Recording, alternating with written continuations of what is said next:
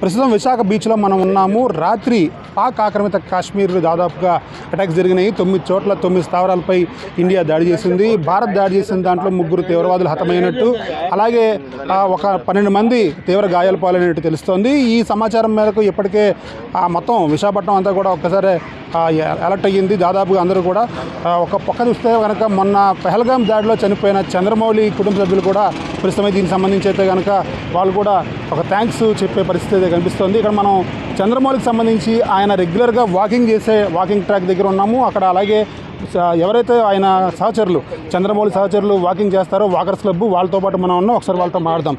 Sir చెప్పండి,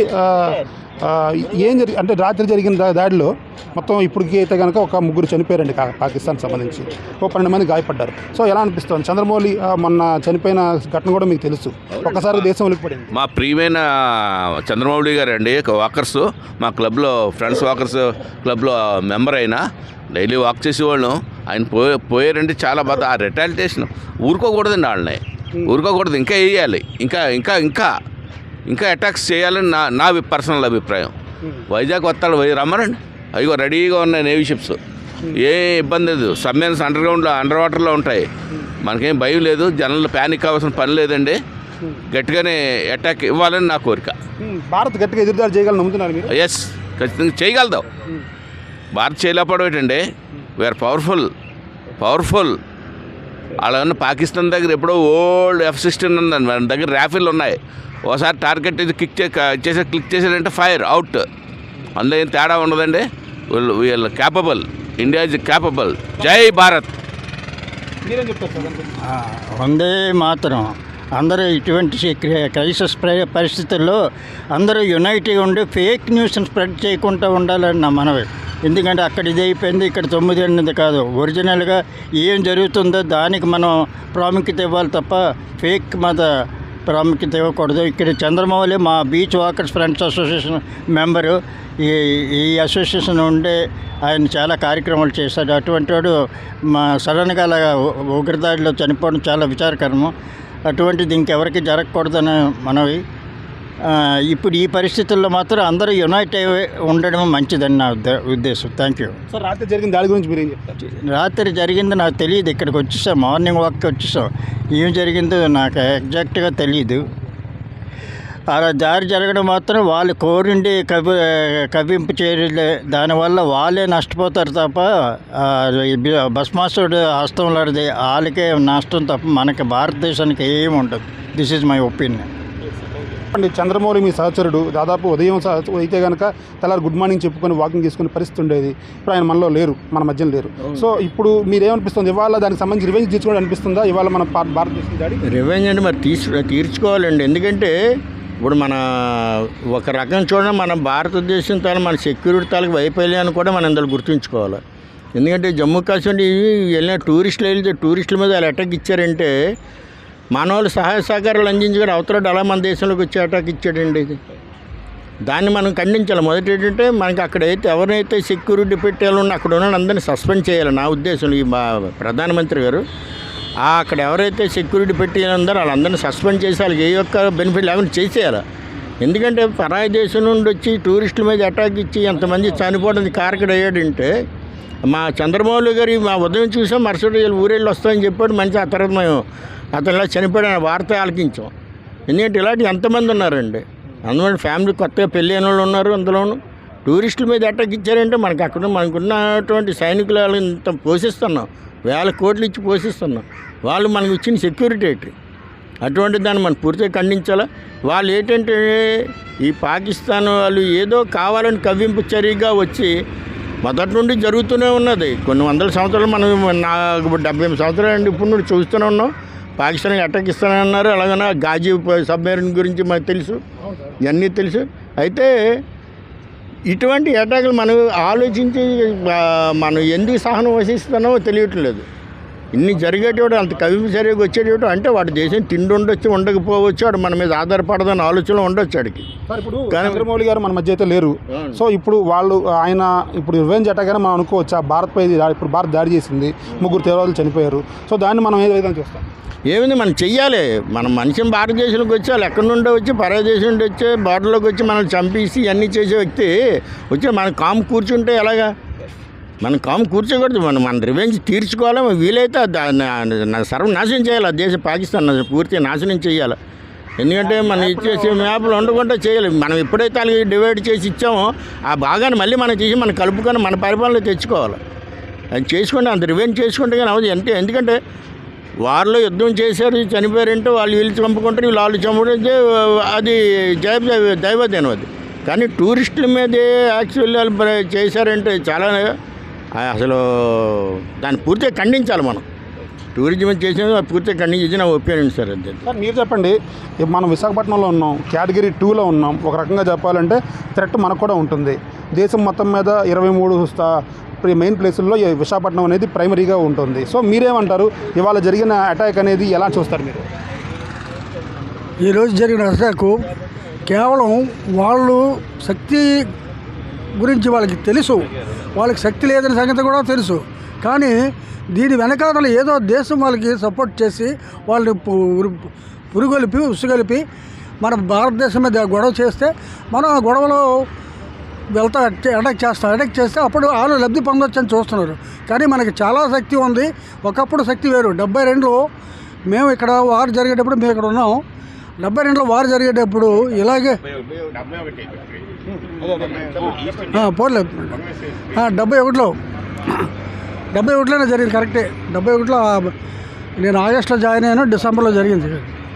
ఆ టైంలోనూ అంత అటాక్ జరిగేటప్పుడు కూడా మన వాళ్ళు దాన్ని కొట్టారు.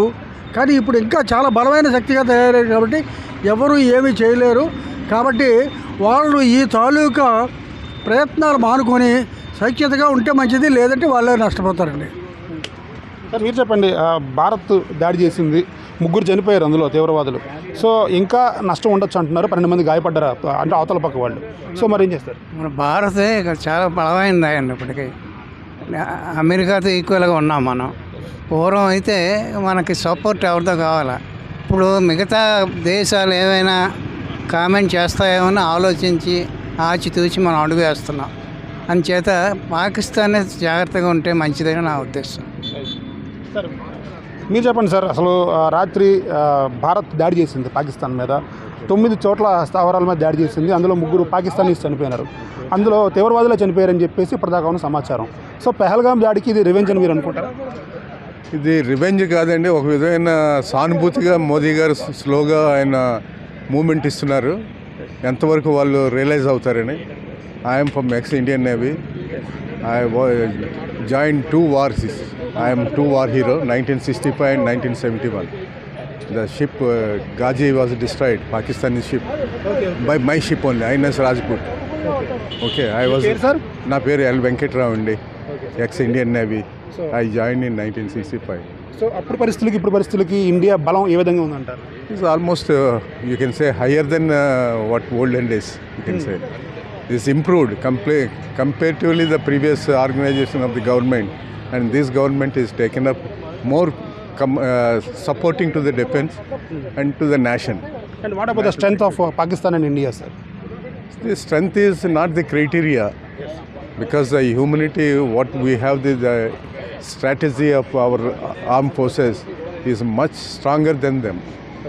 Okay, we must support our defense services and defense organization and support Prime Minister Modi's services, what he is giving to the nation of the Bharat Republic. Sir, recent past days, Chandramouli passed away on the attack of terrorists in Pahalgam. So what you say, now the India attacked on Pakistan, 3 militants were killed. So what is your version of that? See, we must give a lesson to them. We must give a lesson. It's not that we wanted to take the revenge, but we want to give a lesson to them to avoid the terrorism properties. The terrorism policies, what Modi is interested to support from all other nations, everyone is supporting that only, not fight to fight. Is give them chance. Otherwise, we would have started long back only. Okay, when 22nd April is happened, till now we are waiting, means we are giving chance to them to realize, but they are not realizing. Still, they are giving a negative support to the bar. Okay. Sir, as a defense person, what is the capacity of Indian Navy or East Coast here? No, we have sufficient support. We can defend our nation from East Coast, West Coast, or South Coast. We have 3 coasts. All the 3 coasts we are ready. I think you know about Category 2. We are in Category 2. Telangana, Hyderabad and Andhra Pradesh, Visakhapatnam is in Category 2. So in this each beach line and coast line, we are also ready to defend it. We are ready to have all the respects. Okay, I am also in the ex-service member. We know the issues, but only thing is that we are giving chance to them to realize and change their minds. But as long as we are waiting, we may take all support from the defense and do it. We are ready to have all the sides. And what is your view on traditional war and nuclear They war? cannot fight with us. At any cost, they cannot fight with us. Only thing is that only murmuring. They are just boosting that they do this thing, that do, and other no one will alive if we have something has happened to our Pakistanis. So this all they are boosting only. They are only just exposing themselves. They know they have no support, but still they wanted to do that thing. Financially also they are very weak. Okay, thank you. Right. ఇది X navy person Venkatrao గారు చెప్తోంది. మనం ఇక్కడ మిగతా వాళ్ళతో కూడా మాట్లాడదాం ఒకసారి. సార్ చెప్పండి, రాత్రి భారత్ అటాక్ చేసింది. ఒక రకంగా చెప్పాలంటే మార్నింగ్ వాక్ అంతా మీతోనే చేశారు. సో ఇవాళ ఆయన చనిపోయిన తర్వాత ఒక 20 రోజుల తర్వాత దాదాపుగా ఒక అటాక్ జరిగింది. సో భారత్ దాడి చేసి ఒక మంచి వార్నింగ్ అయితే ఇచ్చింది. సో మీరేం చెప్తారు? ఇది మాకు తీరని లోటు చంద్రబాబు గారు పోవడం. దానికి ప్రతీకారం జరగాల్సిందే. ఎందుకంటే వాళ్ళు హిందూ అంటేనే చిన్నప్పటి నుంచి వాళ్ళ పిల్లలకి మదర్సాలలో శత్రువు అనేటువంటి భావన కల్పించేటువంటి విద్య ఇస్తున్నారు. అలాంటిది ఉండకూడదు, ప్రపంచంలో ఎక్కడా ఉండకూడదు. అలాంటిది ఉంటే పాకిస్తాన్లో ఉంది, అది మన భారతదేశంలో కూడా ఉంది. కాబట్టి ముందు ఆ మదర్సాలను తొలగించాలి. రాజ్యాంగంలో తొలగించారు, మన రాజ్యాంగంలో, భారతదేశంలో కూడా తొలగించాలి. కలిసి ఉండాలి హ్యాపీగా. ఇక్కడ జనం మాత్రం కలిసి ఉంటారు, కానీ ఇలాంటి భావాలు మాత్రం ప్రేరేపిస్తున్నారు.